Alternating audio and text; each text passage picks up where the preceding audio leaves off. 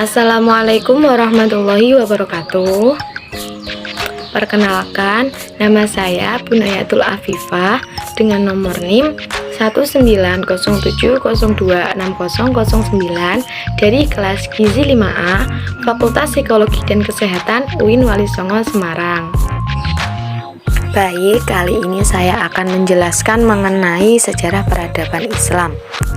Sejarah peradaban Islam adalah keterangan mengenai pertumbuhan dan perkembangan peradaban Islam dari satu waktu ke waktu yang lain. Pokok pembahasan yang akan saya bahas yang pertama yaitu peradaban Islam masa Rasulullah periode Mekah.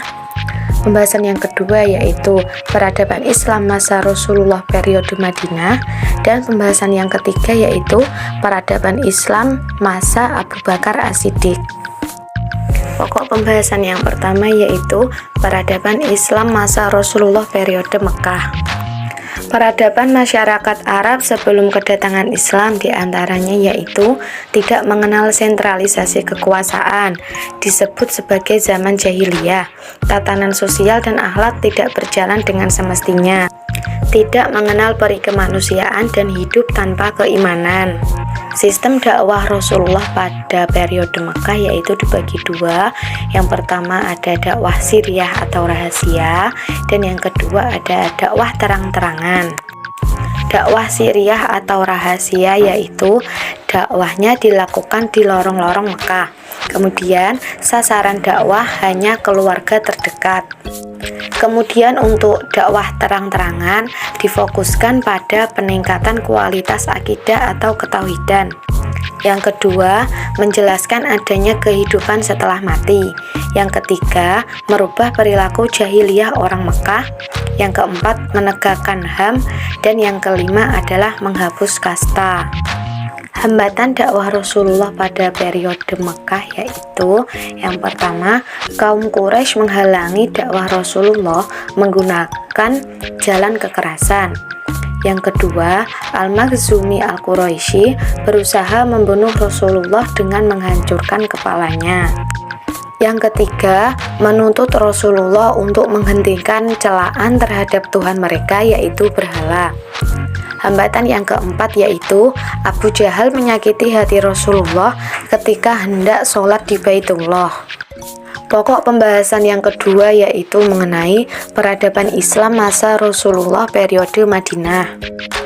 Hijrahnya Rasulullah SAW ke Madinah berawal dari rasa ketidakamanan kaum muslim dari adanya ancaman atau tindasan dari kaum Quraisy. Periode Madinah dimulai sejak hijrahnya Rasulullah beserta kaum muslimin ke Madinah pada hari Senin bulan Rabiul Awal pada tahun ke-13 kenabian, setelah kurang lebih berdakwah 13 tahun di kota Makkah.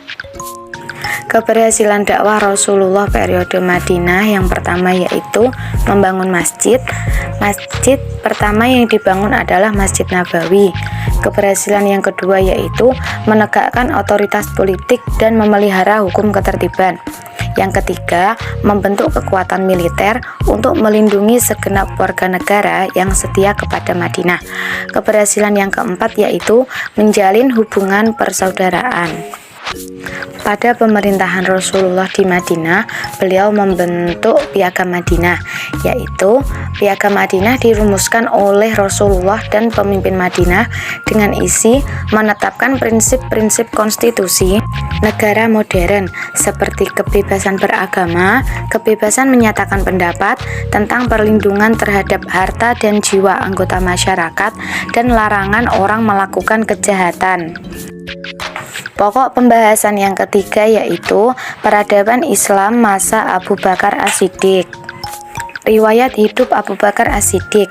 Abu Bakar memiliki nama lengkap Abdullah bin Utsman bin Amir bin Amr bin Ka'ab bin Sa'ad bin Taim bin Murrah bin Ka'ab bin Lu'ay bin Ghalib Al-Quraisy At-Tamimi, atau biasa dikenal dengan Abu Bakar As-Siddiq dan Abu Quhafah. Abu Bakar As-Siddiq menjabat menjadi khalifah selama 2 tahun 3 bulan, kemudian sakit dan wafat pada usia 63 tahun. Proses terpilihnya Abu Bakar menjadi khalifah. Ada beberapa faktor yang mendasari terpilihnya Abu Bakar menjadi khalifah. Di antaranya yaitu berasal dari suku Quraisy. Yang kedua, kepribadian Abu Bakar yang baik. Yang ketiga, sangat dekat dengan Rasulullah baik dari segi agama maupun kekeluargaan. Konflik yang dihadapi Abu Bakar pada masa memerintah di Madinah yaitu yang pertama, konflik sosial. Dengan meninggalnya Rasulullah, terdapat perbedaan pendapat akan estafet kepemimpinan. Konflik yang kedua yaitu para pembangkang zakat yang berpendapat bahwa zakat merupakan pajak paksaan. Konflik yang ketiga yaitu munculnya nabi palsu seperti Musailamah al-Kadzab, Sajjah Tamimah, Al-Aswad al-Ansi, dan Tuwailihah al-Asadi. Konflik yang keempat yaitu munculnya kaum murtad. Peradaban yang berkembang pada masa Abu Bakar diantaranya yaitu membudayakan musyawarah yang lebih demokratis dalam pemerintahan dan masyarakat, menumbuhkan loyalitas umat Islam dan tentara kepada pemerintah, yang memberi dukungan atas semua kebijakan khalifah, membangun pemerintah yang tertib di pusat dan di daerah, membangun militer yang disiplin dan tangguh di medan tempur, menyusun mushaf Al-Quran, dan yang terakhir, mensejahterakan rakyat dengan membangun Baitul Mal serta memberdayakan zakat, infak, ghanimah. Kebijakan-kebijakan Abu Bakar As-Siddiq dalam memerintah yang pertama yaitu dalam bidang eksekutif dengan pendelegasian tugas-tugas pemerintahan. Yang kedua, pertahanan dan keamanan dengan mengorganisasikan pasukan-pasukan. Kebijakan yang ketiga yaitu dalam bidang yudikatif, dan kebijakan yang keempat yaitu sosial ekonomi.